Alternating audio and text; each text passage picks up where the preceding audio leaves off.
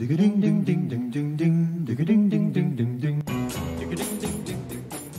parce que vous êtes peut-être à table, il n'y a peut-être pas de légumes secs dans votre assiette. Hein. Alors pour commencer, petit rappel justement de ce qu'on appelle les légumes secs. Bien, les légumes secs, on les appelle d'ailleurs aussi les légumineuses. C'est toute une famille d'aliments qui sont des graines, comme j'ai là en plateau.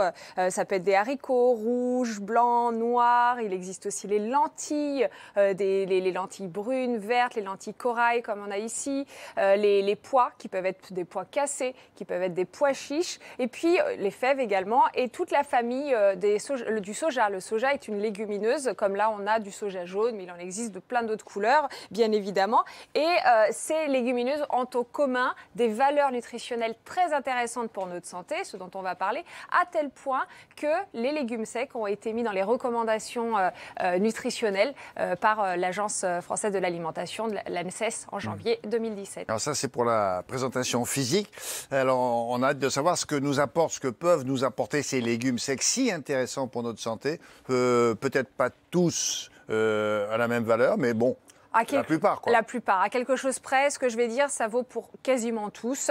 Le premier bénéfice, c'est que ça a une valeur protéique très intéressante. Ça va pouvoir remplacer votre protéine animale, en fait. Oh. Dans la mesure où, il y a petite astuce, il faut que ça soit associé à une céréale. C'est-à-dire que quand on mange des haricots rouges, on les mange avec du riz. Les deux associés vont avoir ce qu'il faut pour remplacer votre viande. Donc, si on prend un petit steak, d'accord, de quelques grammes, je ne sais pas, l'équivalent en poids.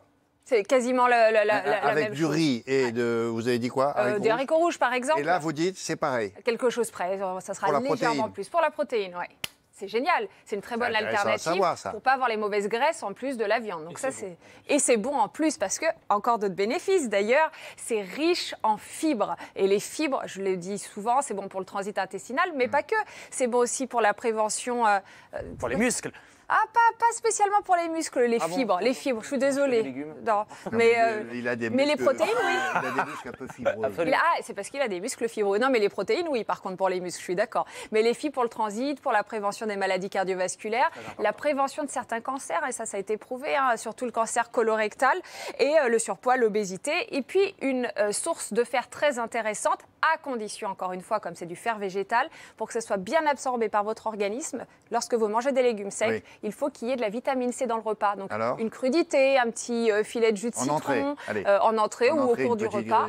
Voilà. Et quelques carottes râpées. Quelques carottes râpées, vous mangez vos légumes secs. Ensuite, le plat principal, un mélange de riz et de haricots rouges. Par exemple. Vous mettez des oignons, ça c'est à mon avis. Vous mettez un peu d'oignons là-dedans. Effectivement. Vous faites revenir à point. Et puis on est bon, le fer va être bien absorbé, ce qui est très bien, une très bonne nouvelle pour les végétariens et les végétaliens. Bon, moi j'ai toujours en tête que, alors je sais que c'est très bon pour la santé, mais j'ai toujours en tête que les légumes secs ça fait grossir. Est-ce que c'est vrai ou pas du tout? Eh bien non, Anthony, je sais pourquoi tu as cette idée reçue en tête, parce que les féculents ça fait partie de la famille, ça y est, les légumes secs ça fait partie de la famille des féculents. Et donc les féculents on pense que ça fait grossir, sauf qu'à consommation raisonnable, ça ne fait pas grossir du tout. En plus, comme ça a des fibres, ça a même l'avantage par rapport à des pâtes ou du riz de bien vous caler, de limiter le stockage des graisses, entre guillemets.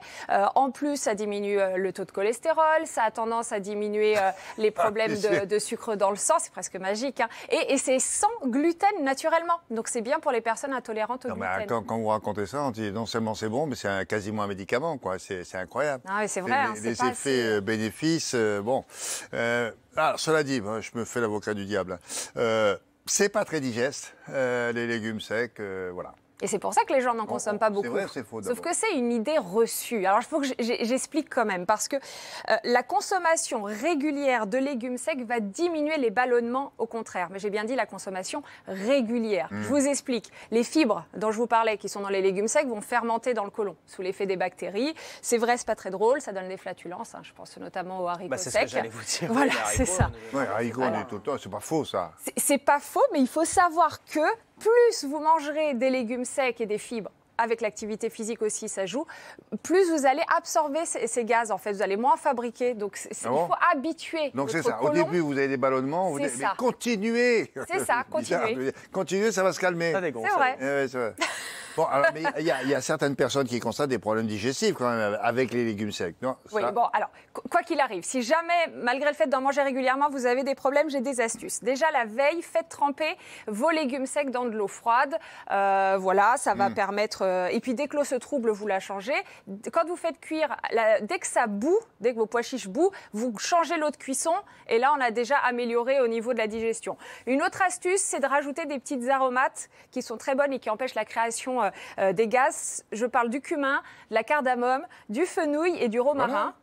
Et la meilleure des astuces selon moi, parce que parfois on ne pense pas la veille à faire les légumes secs pour le lendemain, c'est de rajouter une petite cuillère de bicarbonate de soude au moment où vous allez plonger vos bicarbonate, légumes secs. Tiens, il y avait longtemps. Le bicarbonate, on en parle tout le temps, c'est économique, ça sert à plein de choses et ça accélère en plus la cuisson. Produit magique. Produit magique. Merci beaucoup Sandra, merci bien.